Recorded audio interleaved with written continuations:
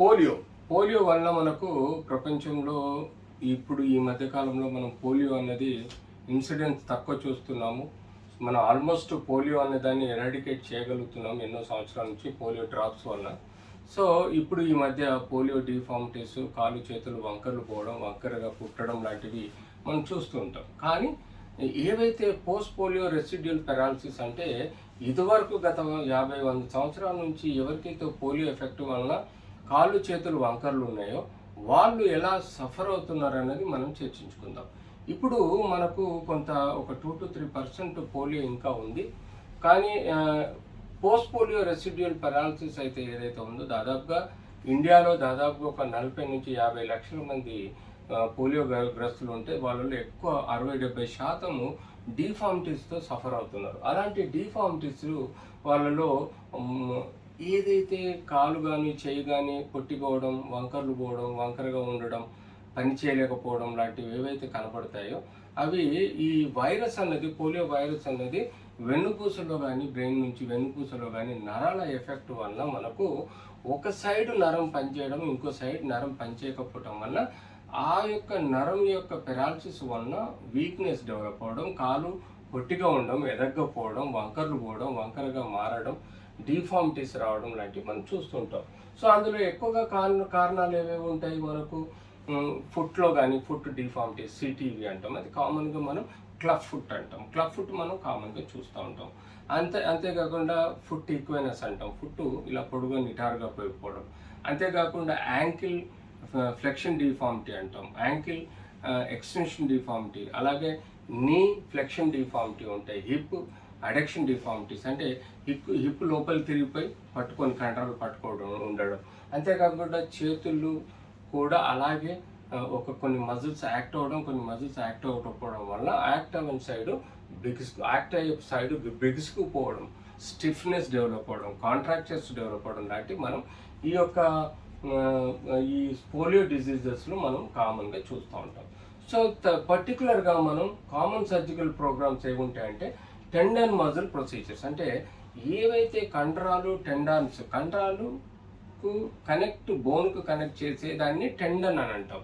అంటే అది ఒక గట్టి మజిల్ లాంటి టిష్యూయే, కానీ అది బోన్కు అటాచ్ చేసేయడానికి ఆస్కారం ఉంటుంది.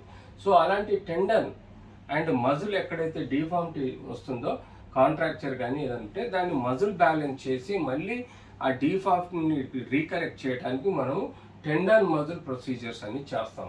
అంతేకాకుండా heal card or iliotibial band లెంథనింగ్ అంటాం. ఎక్కడైతే యాంకిల్లో మనకు యూజువల్గా క్లబ్ ఫుట్ కానీ లేకపోతే ఈక్వైనస్లో కానీ పాదం కిందికి పోవడం, అలాగే వెనకాల ఉన్న ఇలియోటిబియల్ బ్యాండ్ కానీ హీల్ కార్డ్ కానీ అంటే మన వెనక సైడ్ ఉండే దొడ్డు టెండన్ ఏదైతే ఉంటుందో అది షార్ట్ కాంట్రాక్ట్ అవడం. సో దాన్ని మనము యూజువల్గా లెంథనింగ్ చేయడం జరుగుతుంది. అలాగే కాకుండా మనం ఈ టెండాన్స్ని, మజిల్స్ని ట్రాన్స్ఫర్ చేసి కూడా ఎక్కడైతే మజిల్ పవర్ లేదో అక్కడికి ఈ టెండాన్ని మజిల్ ట్రాన్స్ఫర్ చేసి మజిల్ పవర్కు ఆపోజిట్గా ఎక్కడైతే వీక్నెస్ ఉందో ఆడికి టెండాన్ మజిల్ ట్రాన్స్ఫర్ చేసి ఆ వీక్నెస్ లేకుండా చేయటం వల్ల కూడా మనం ఆ డిఫార్మిటీని కరెక్ట్ చేసే ఆస్కారం ఉంటుంది.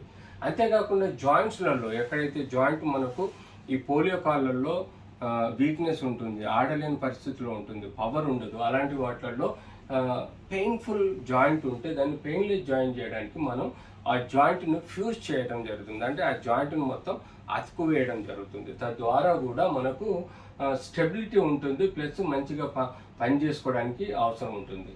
సో ఎక్కడైతే మనకు ఈ డిఫార్మిటీ ఫుట్లో కానీ, హ్యాండ్లో కానీ, ఎల్బోలో కానీ లేకపోతే ఎక్కడైతే ఉంటాయో అక్కడ మనకు రష్యన్ టెక్నిక్, ఎల్0 టెక్నిక్ అని ఉంటుంది. ఈ రష్యన్ ఎల్0 టెక్నిక్ ద్వారా మనకి ఏ అయితే ఇలా డిఫార్మిటీ ఉంటే ఈ రష్యన్ టెక్నిక్ ద్వారా ఇక్కడ మనం పిన్స్ వేసి, రింగ్స్ వేసి, ఆ రింగ్స్ ద్వారా మనం బోల్ట్ ఉంటుంది రోజు 1 mm లెవెల్లో కరెక్షన్ చేసుకుంటూ చైన్ స్ట్రైట్ చేసే ఆస్కారం ఉంటుంది. దీన్ని మనం ఎల్0 రష్యన్ టెక్నిక్గా ఉంటాం. ఈ రింగ్స్, పిన్స్ వలన కూడా మనం ఈ పోలియోకు ఉండే డిఫార్మిటీని మనం కరెక్ట్ చేయొచ్చు. అంతేకాకుండా మనము ఇంటర్నల్ డివైజెస్ అంటే ప్లేట్స్, స్క్రూస్ లాంటివి వేసి ఇంటర్నల్గా సపోజ్ బోన్ డిఫార్మిటీ ఉంది, బోన్ వంకరపోయింది, బోన్ కరెక్ట్ చేయడము, బోన్ స్ట్రైట్ చేయడము, దాని ద్వారా బోన్ స్ట్రైట్గా అతుక్కునేదానికి మనం ప్లేట్ స్క్రూస్ రాడ్స్ వేసి కూడా మనము చేయగలుగుతాం. అంతేకాకుండా కొన్ని ఈ పోలియో వలన జాయింట్స్ డిఫార్మిటీస్ ఏర్పడతాయి, జాయింట్ గ్రోత్ సరిగా ఉండదు, జాయింట్ స్టిఫ్నెస్ పోతుంది, జాయింట్ మొత్తం ముద్దగా అయిపోతుంది, అప్పుడు ఆడలేని పరిస్థితులు ఉంటుంది. అలాంటప్పుడు కూడా మనము యూజువల్గా మజిల్స్ని మనం కొంత ఫిజియోథెరపీ ద్వారా యాక్టివేట్ చేసి జాయింట్ యొక్క బేరింగ్ లాంటి జాయింట్ రీప్లేస్మెంట్ ద్వారా చేయటం వల్ల కూడా వాళ్ళకి హ్యాపీగా మూవ్మెంట్ వచ్చే ఆస్కారం ఉంటుంది. మన గోల్ ఏంటంటే ఇలాంటి వాళ్ళని, అంటే మనం పాకే వాళ్ళని కూర్చునే విధంగా, కూర్చునే వాళ్ళని నిలబడే విధంగా, నిలబడే వాళ్ళని నడిచే విధంగా చేయడమే ఈ పోలియో సర్జికల్ కాన్సెప్ట్ అండి. ఎప్పుడైతే మనం ఈ పోలియో వలన ఏవైతే మనకు ఈ వంకర్లు పోయిన కాళ్ళు చేతులు ఉంటాయో, ఎప్పుడైతే మనం టెక్నికల్గా మైక్రో టెక్నిక్స్ ఉంటాయి, మ్యాక్రో టెక్నిక్స్ ఉంటాయి. సో కొన్ని చోట్ల మైక్రో టెక్నిక్స్ ద్వారా మనం చిన్న ఒక 1 సెంటీమీటర్ నిక్ ద్వారా కూడా కరెక్షన్ చేయొచ్చు. కొన్ని చోట్ల ఓపెన్ చేసి tendon transfers, muscle transfers, bone osteotomy చేసి మనం సరైన పొజిషన్లో పెట్టి వాళ్ళ ఫంక్షనల్ యాక్టివిటీస్ డెవలప్ చేయగలుగుతాం. వాళ్ళకు వాకింగ్ అంటే ఇంటర్నల్గా ఫంక్షనల్ యాక్టివిటీస్ డెవలప్ చేయగలుగుతాం.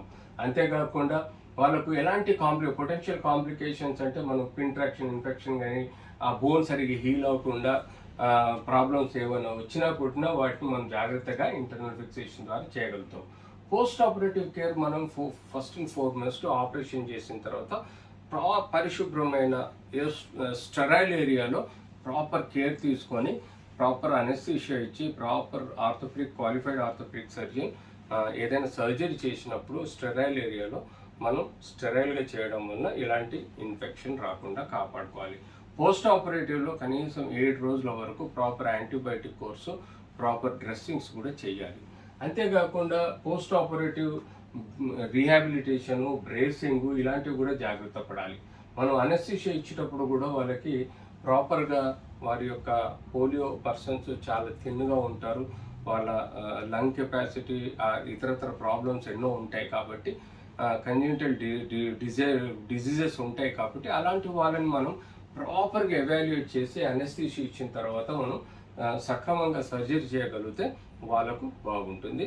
మనం పోలియో కాళ్ళను 90% ప్రాపర్గా నియర్ నార్మల్గా రికవరీ అయ్యే విధంగా చేయవచ్చు.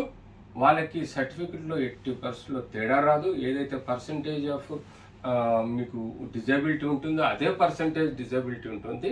కానీ వాళ్ళ వ్యక్తిత్వ యాక్టివిటీస్లో కానీ, డే టు డే యాక్టివిటీస్లో కానీ, లేకపోతే పెళ్లి చేసుకోవడం కానీ, సొసైటీకి ప్రొడక్టివ్ లైఫ్ని ఇవ్వడానికి కూడా వాళ్ళు చాలా యూస్ఫుల్గా ఉంటారు. కాబట్టి ఈ పోలియో ఆపరేషన్స్ అన్నది ఇప్పటి వరకు గత 50 సంవత్సరాలుగా ఎన్నో ఇన్స్టిట్యూషన్లో కొన్ని కోట్ల మందికి సర్జరీ చేయడం, సక్సెస్ఫుల్గా ముందు పోవడం జరుగుతుంది.